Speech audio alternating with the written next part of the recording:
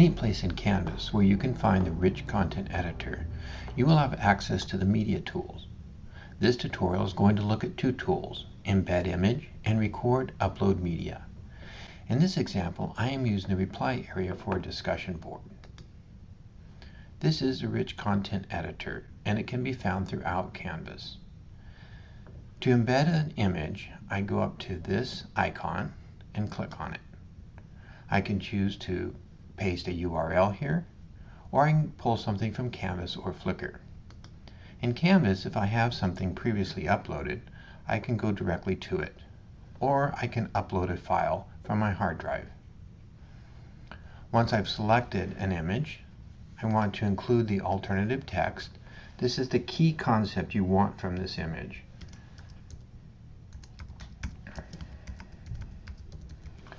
Or if it's simply decorative, I can mark it as such.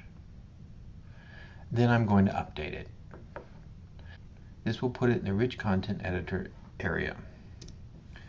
I can add additional information through text, through images, or through video.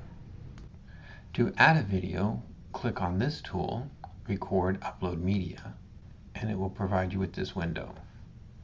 So here, if you have something that's pre-recorded, audio or video, you can simply upload it. Otherwise, you can record on the fly. First, you want to check the mic in case you have more than one. Make sure it's on the correct one and that your audio bar is extending. You want to check your webcam if you have more than one. Oh, there I am. And then you want to start recording.